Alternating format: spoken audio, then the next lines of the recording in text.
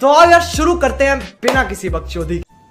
তো বন্ধুরা, এর আগের ভিডিওতে যেটা দেখলে ভিডিওটা, সেই ভিডিওটার এটা হাফ আছে, ওটা হাফ বানিয়েছিলাম, এটা হাফ বানিয়েছি। অনেক লম্বা ভিডিওটা হয়ে যাচ্ছিল বলে। তো দেখুন, আমরা এখন ডানকনি পেরিয়ে চলে এলাম সাঁতরাগাছি রেল স্টেশন চলে এলাম। এখানে জাম লেগে গেছে, তাই একটু থোবড়া মুখটা দেখে নিলাম আমার, যে ঠিক আছে কি না আছে, না কোনো দিকে ব্যান হয়ে গেছে, না তাড়াতাড়ি মেরে সোজা করতে হবে, সেই জন্য এখানে জাম লেগে গেছে। দেখুন, তো সাঁতরাগাছি স্টেশনে আছি, স্টেশনের মুখে দাঁড়িয়ে আছি। তো চলো সাঁতরাগাছির বাস স্ট্যান্ড এবং রেলওয়ে স্টেশন আপনাদেরকে দেখাবো।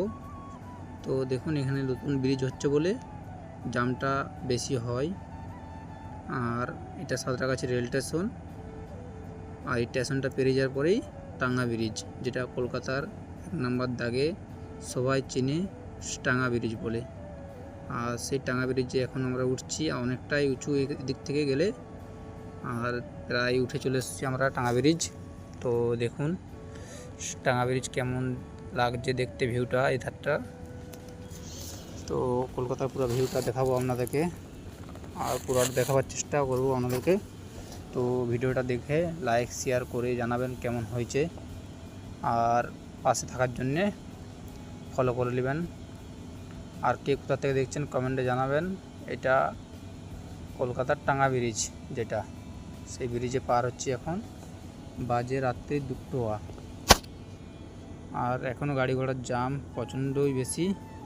ছোটো গাড়ি এখন পাবে নাই, ছোটো গাড়ি নো এন্ট্রি হয়ে যায় এই রাস্তায় এখন, কিন্তু বড়ো গাড়ি পাওয়া যায়। তবু ছোটো গাড়ি মাঝে মাঝে পেরিয়ে যায় একটা আধা, যেগুলো বাইরের গাড়ি সেগুলাই প্রায় লোকাল গাড়ি পেরাতে দেয় নাই, সেটা হাওড়া ব্রিজেও ঘোরাতে হয়।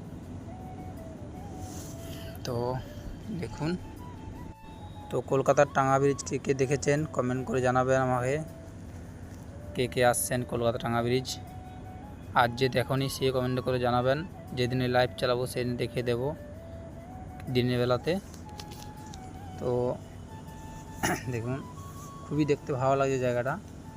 আরও মজাদার জায়গা আছে আগের দিকে, সেই জায়গাটাও দেখাবার চেষ্টা করব। আর এখানে দেখুন পুরো জাম লেগে গেছে।